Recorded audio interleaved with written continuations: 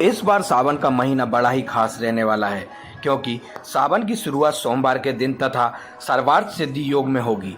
इस बार पूरे 29 दिनों तक शिव भक्त महादेव की आराधना कर अपनी मनोकामनाएं पूर्ण कर सकते हैं। ज्योतिषाचार्य पंडित पंकज पाठक ने लोकल 18 को बताया कि इस बार सावन में नक्षत्र कई अद्भुत संयोग बना रहा है, जो सावन को बेहद खास और शुभ बनाने वाला है। यह संयोग लगभग 72 वर्ष बाद बन रहा है। इस संयोग में अगर विधि विधान से भगवान शिव की पूजा अर्चना करते हैं तो व्यक्ति की सभी मनोकामनाएं पूर्ण होगी। आइए जानते हैं ज्योतिषाचार्य से। आगामी मास श्रावण मास आने वाला है। देवादिदेव महादेव की भक्ति करने के लिए तो भगवान शिव को प्रसन्न करने के लिए यह मास जो है सर्वश्रेष्ठ माना जाता है। वैसे ही भगवान भोलेनाथ की यदि हम भक्ति करते हैं, उनका पूजन करते हैं तो हमारी समस्त मनोकामनाएं पूर्ण होती हैं। संसार का ऐसा कोई सा सुख नहीं है जो भगवान शंकर की पूजन करने से हमको प्राप्त नहीं हो सकता। उनका नाम ही भोलेनाथ है, तो सहज रूप में प्रसन्न हो जाते हैं। इस बार श्रावण का महीना निश्चित ही कुछ अद्भुत संयोग लेकर के आ रहा है। ज्योतिषी दृष्टि से भी कई उत्तम संयोग लेकर के आ रहा है। पहला तो सोमवार से प्रारंभ हो रहा है और सोमवार के दिन ही श्रावण मास का समापन हो रहा है। दूसरा, इस महीने में 5 सोमवार पड़ रहे हैं, यह भी अद्भुत योग है और 29 दिन का यह श्रावण का महीना है। पंचांग के अनुसार 72 साल बाद कुछ ज्योतिषी संयोग बनने जा रहे हैं, उनकी हम यहाँ चर्चा करते हैं। पहला श्रावण सोमवार 22 जुलाई के दिन हो रहा है।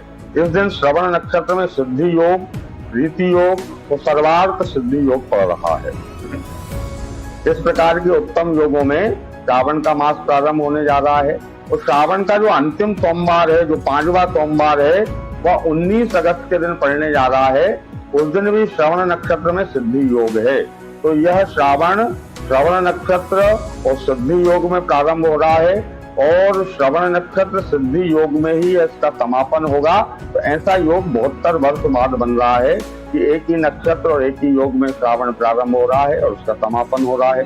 इसके साथ ही सिद्धि योग तो है ही, आयुष्मान योग का भी निर्माण हो रहा है। श्रावण मास में हमको भगवान भोलेनाथ की भक्ति करना चाहिए।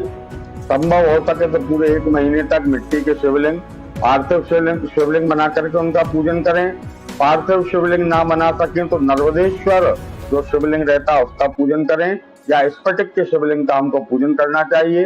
विधिवत दूध, दही, शहद, शक्कर, इत्र, गुलाब जल, अष्टगंध इत्यादि से भगवान को पृथक पृथक स्नान कराइए। स्नान कराने के बाद उनका रुद्र पाठ के द्वारा किसी ब्राह्मण के संयोग से अभिषेक करें।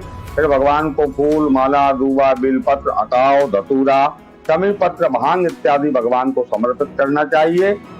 इस प्रकार विधिवत भगवान का पूजन करने के बाद भगवान की जो विभिन्न स्तुतियां कही गई हैं, लिंगाष्टक है, रुद्राष्टक है, शिव तांडव कहा गया है, शिवाष्टक कहा गया है, इन स्तुतियों से भगवान को हम प्रसन्न कर सकते हैं। महामृत्युंजय का जप और जो महामंत्र कहा गया है ओम नमः शिवाय, इस महामंत्र का यदि हम श्रावण के महीने में जप करते हैं तो निश्चित ही हमारे जीवन में सुख, शांति, समृद्धि की प्राप्ति होती है।